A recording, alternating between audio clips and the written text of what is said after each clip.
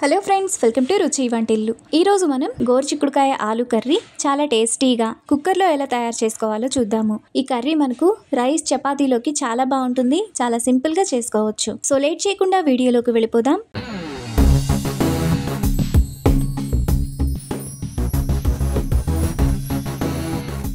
ముందుగా ఈ కర్రీ చేసుకోవడానికి మిక్సీ జార్ తీసుకొని అందులో 2 టేబుల్ స్పూన్లు ఫ్రై చేసుకున్న పల్లీలు,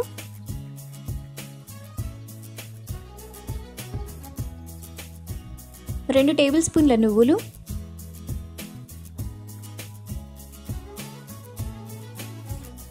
1 ఇంచు దాల్చిన చెక్క, 3 లవంగాలు, 1/2 టీ స్పూన్ షాజీరా వేసుకొని ఒకసారి మిక్సీ వేసుకోవాలి. ఇలా వేసుకున్న తర్వాత అందులో కొద్దిగా నీళ్లు పోసుకొని కొంచెం బరకగా మిక్సీ వేసుకోవాలి. మసాలా పేస్ట్ను ఇలా వేసుకున్నాక పక్కన పెట్టుకోవాలి.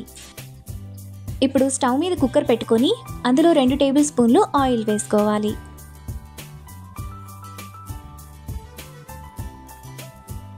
ఆయిల్ వేడైన తర్వాత 1 టీ స్పూన్ ఆవాలు జీలకర్ర వేసుకొని ఫ్రై చేసుకోవాలి.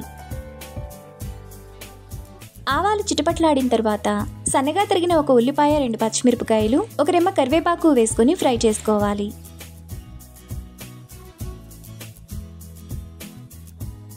ఉల్లిపాయ ఇలా వేగిన తర్వాత 1/2 టీ స్పూన్ అల్లం వెల్లుల్లి పేస్ట్, చిన్న చిన్న ముక్కలుగా కట్ చేసుకుని 1 పెద్ద టమాటా వేసుకొని టమాటా మెత్తగా అయ్యేంత వరకు బాగా కలుపుకోవాలి. టమాటా ఇలా మెత్తగా ఉడికిన తర్వాత 1/2 కిలో గోరుచిక్కుడుకాయలను కడిగి ఇలా చిన్న చిన్న ముక్కలుగా చేసుకొని వేసుకోవాలి.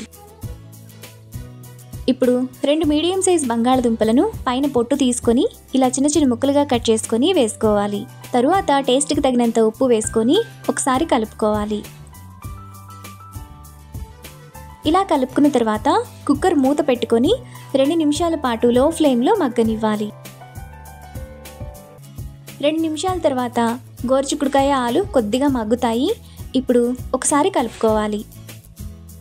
ఇలా కలుపుకున్న తర్వాత ముందుగా మనం మిక్సీ వేసుకున్న మసాలా పేస్ట్, 1/2 టీ స్పూన్ పసుపు, 1 టీ స్పూన్ కారం, 1 టీ స్పూన్ ధనియాల పొడి, 1 టీ స్పూన్ గరం మసాలా వేసుకొని మసాలాలోని ఆయిల్ అంతా సైడ్స్కి వచ్చేంత వరకు లో ఫ్లేమ్లో కలుపుకోవాలి.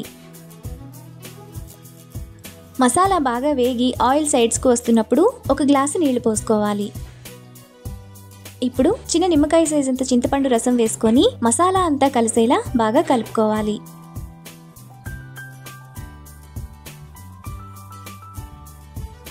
ఇలా కలుపుకున్న తర్వాత కుక్కర్ మూత విజిల్ పెట్టుకొని 3 విజిల్స్ వచ్చేంత వరకు మీడియం ఫ్లేమ్లో ఉడకనివ్వాలి. కుక్కర్ విజిల్స్ వచ్చి ప్రెషర్ పూర్తిగా పోయిన తర్వాత స్టవ్ ఆన్ చేసుకొని అరకట్ట కొత్తిమీర తరుగు వేసుకొని కలుపుకోవాలి. కర్రీని మరో నిమిషం పాటు మీడియం ఫ్లేమ్లో ఉడకనివ్వాలి.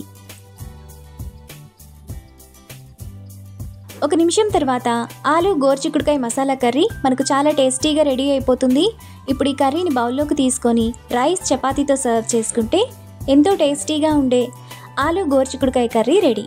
ఈ రెసిపీని మీరు కూడా ట్రై చేసి మీకు టేస్ట్ ఎలా కుదిరిందో నాకు కామెంట్స్లో షేర్ చేయండి. ఈ వీడియో కనుక మీకు నచ్చినట్లయితే లైక్ చేసి, షేర్ చేసి, సబ్స్క్రైబ్ చేయండి.